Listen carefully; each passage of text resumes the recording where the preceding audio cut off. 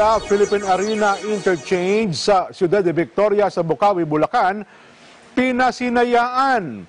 Konstruksyon ng proyekto na nagkakahalaga ng 635 million pesos sisimulan na, ayon po naman sa DPWH.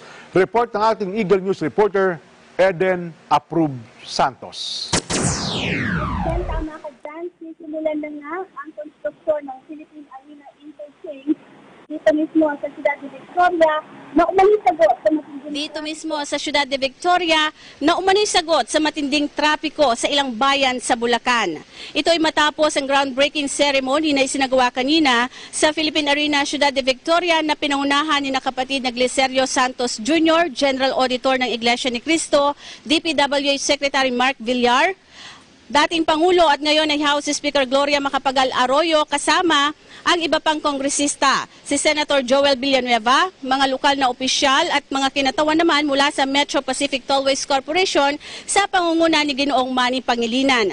Ayon kay DPWH Secretary Mark Villar, ang nasabing proyekto ay inaasahang magiging long-term solution sa matinding problema sa trapiko at mahabang pila ng mga sasakyan sa Bocaue Interchange.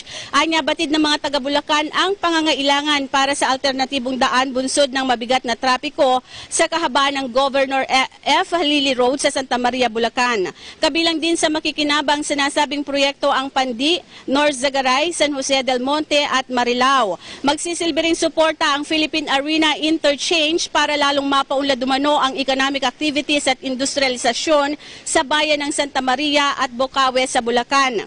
Ito ay bahagi pa rin ng Build, Build, Build program ni Pangulong Rodrigo Duterte. Narito ang bahagi ng pahayag ni DPWH Secretary Mark Villar.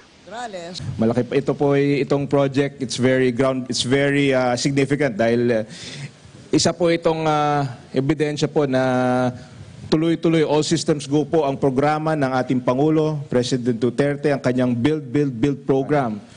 I am delighted that we no longer have to worry for this interchange. Once completed, will be a long-term solution to alleviate the traffic situation and the queuing of vehicles at the Bocaue entry-exit toll gate of the NLEX. Ang nasabing proyekto ay nagkakahalaga ng 635 million pesos para sa konstruksyon ng 4-lane road na kukonekta sa Manila North Road at sa Santa Maria Bulacan Bypass Road na dumadaan naman sa matraffic na Governor F. Halili Road via Ciudad de Victoria. Dagdag pa ng kalihim, magsisilbing entry-exit toll gate ng North Luzon Expressway ang Philippine Arena Interchange. Ang project contractor ng Philippine Arena Interchange ay ang LRT Key Builders. Inaasahang makukumpleto sa November 17, 2019 ang proyekto na gagawin sa loob ng 300 araw. Sinabi naman ni Maligaya Development Corporation Chief Operating Officer Attorney Glicerio Santos IV na tamang-tama ang timing ng nasabing proyekto para sa nalalapit na 2019 SEA Games na idaraos sa Philippine Arena. Narito ang bahagi ng pahayag ni Attorney Glicerio Santos IV.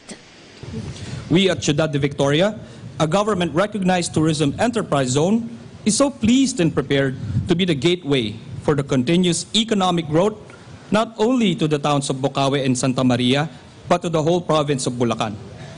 This project is timely for the 2019 SEA Games, which will be hosted by the Philippines. And fittingly, the opening on November 30, 2019, will be held at the Philippine Arena, the largest indoor arena in the world. The event will showcase the capacity of the Philippines to hold the safe and secure international events in world-class sports facilities like the Philippine Arena here in Bocaue, Bulacan. Suportado naman ng liderato ng Kamara ang nasabing proyekto na lalong magbubukas umano ng turismo sa lugar. Ayon kay House Speaker Gloria Macapagal Arroyo, sa ilalim ng kanyang administrasyon nagsimula ang paglikha ng tourism state. Narito ang pahayag ni House Speaker Gloria Macapagal Arroyo. So sa ngalan ng mga congressmen, kami ay masayang-masaya na naging bahagi nitong ating proyektong ito. At bilang dating Pangulo, masaya rin ako dahil sinabi nga ni KGP na ito ay tourism estate. Ang mga tourism estate ay nilikha nung panahon ko bilang Pangulo. At ngayon naman, bilang speaker, natignan naman niyo yun, ang dami ng mga congressmen na nagpunta dito. Kung lahat sanang gustong makapunta, pupunta talaga sila lahat. Dahil isang masasabi ko, lahat ng congressmen, suportado itong proyekto nito. Lahat ng congressmen, suportado ang Philippine Arena. Lahat ng congressmen, suportado sa mga magagandang gawain ng ating mga pinuno, mga leader, mga kapatid ng iglesia. Kaya sa inyong lahat. Dito ang Oscars, dito sa Bukawi may bagong... Para naman kay Senator Joel Villanueva, makasaysayang ang event na ito dahil matagal na nilang pangarap ng mga Bukawenyo ang proyektong ito. Sa katunayan niya ay mahigpit niyang binantayan sa Senado ang budget para rito upang matiyak na matutuloy ang proyekto. Narito ang bahagi ng pahayag ni Senator Joel Villanueva. Nung nalagay yung 600 plus million, 635 if I'm not mistaken, talagang bantay sarado po ako doon sa Senado at salamat din po sa counterpart natin sa Kongreso, sa Kamara, na hindi po pumapayag na tanggalin ito. Unfortunately po, this year, there's only 300 million yung capacity natin. But rest assured at hihingin ko po ang tulong ng ating mga kasama sa Kongreso na mabantayan po ito sapagkat mataas ang pangarap ng mga Bukawenyo.